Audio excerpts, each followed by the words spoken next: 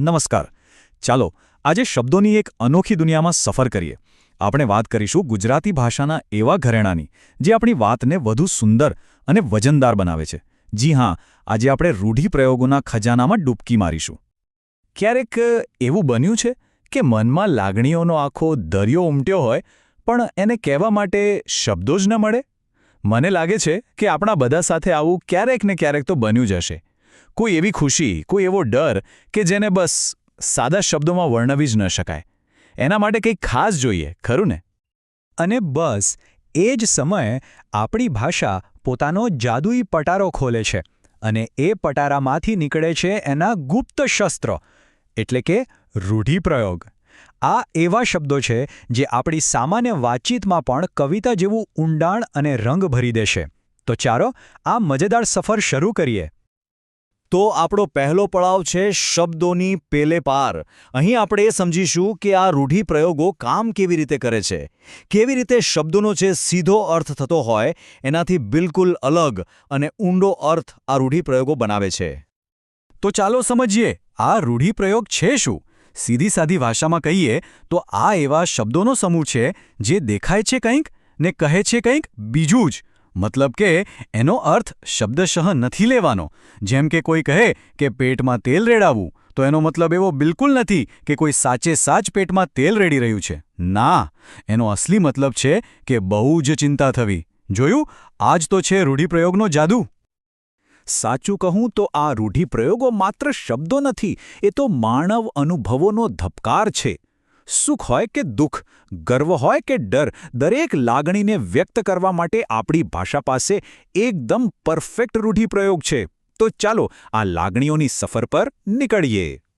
સૌથી પહેલાં ચાલો જીવનની સૌથી મધુર ક્ષણોની વાત કરીએ, જ્યારે મન ખુશીથી ઝૂમી ઉઠે છે અને ગર્વથી માથું ઊંચું થઈ જાય છે. ત્યારે આપણી ભાષા એ લાગણીને કેવી રીતે શણગારે છે એ જોઈએ. જુઓ તો ખરા આ શબ્દો. હૃદયનું છલકાઈ જવું, છાતીનું ગજગજ ફૂલવું કે પછી ઘી કેળા હોવા. આ શબ્દો ખાલી સાંભળીને જ મનમાં એક આનંદની લહેર દોડી જાય છે. આ બધા આનંદની ચરમસીમા બતાવે છે. ચાલો એક ઉદાહરણ લઈએ. ગજગજ છાતી ફૂલવી. હવે આનો મતલબ એ નથી કે કોઈની છાતી માપપટ્ટીથી મોટી થઈ રહી છે.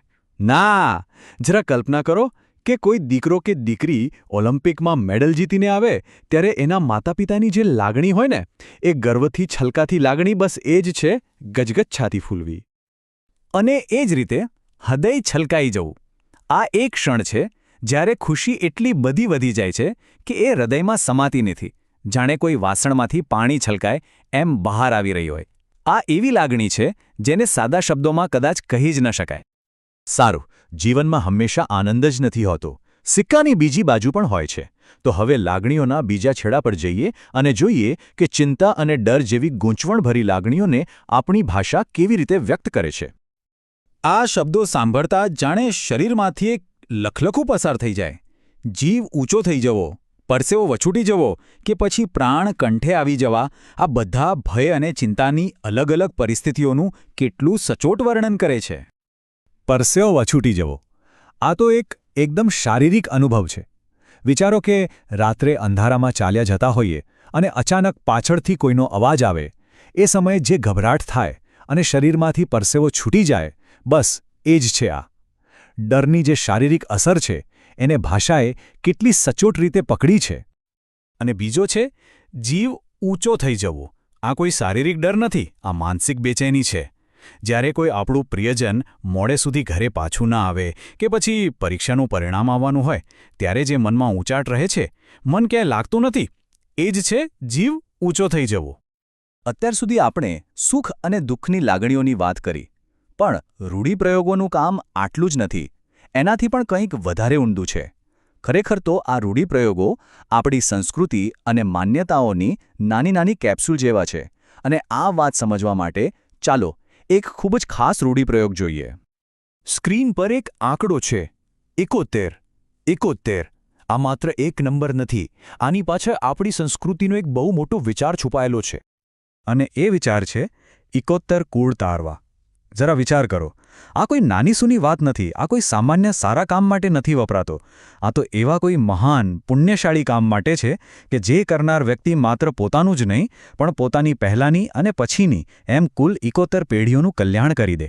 આ એક જ રૂઢિપ્રયોગ આપણી સંસ્કૃતિમાં વંશ અને પૂર્વજોનું કેટલું મહત્વ છે એ બતાવી દે છે. ચાલો હવે વાત કરીએ જ્ઞાનની. અજ્ઞાનના અંધારામાંથી જ્ઞાનના પ્રકાશ તરફની સફર. આ સફરને પણ રૂઢિપ્રયોગોએ ખૂબ સુંદર રીતે વર્ણવ્યું છે. જ્યારે કોઈ અઘરી વાત મગજમાં ઉતરતી ના હોય અને પછી અચાનક સમજાઈ જાય, એ ક્ષણ કેવી હોય? જુઓ, સમજણનો આખો રસ્તો જાણે 3 પગલામાં વહેંચાયેલો છે.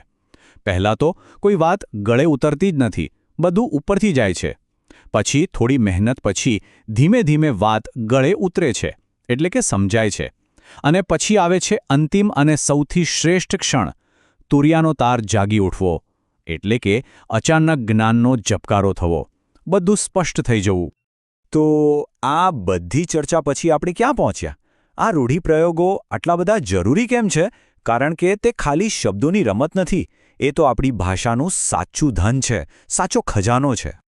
ખબર છે, દરેક રૂઢિપ્રયોગ જાણે એક નાનકડી વાર્તા કે કવિતા જેવો છે. અને જ્યારે આપણે એને સમજીએ છીએ ત્યારે આપણે માત્ર ભાષા નથી શીખતા, પણ જે લોકો એ ભાષા બોલે છે એમના વિચારો, એમના મૂલ્યો અને એમના ઇતિહાસની દુનિયામાં એક બારી ખુલી જાય છે. અને એટલે જ જો એમ કહેવામાં આવે કે રૂઢિપ્રયોગ એ ભાષાનો આત્મા છે, તો એમાં જરાય અતિશયોક્તિ નથી. એ ભાષાને જીવંત રાખે છે, ધબકતી રાખે છે. એના વગર ભાષા કદાચ સૂકી અને બેજાન લાગત. તો હવે આખી વાત પછી એક સવાલ: એવો કયો ગુજરાતી રૂઢિપ્રયોગ છે જે સૌને સૌથી વધુ ગમે છે?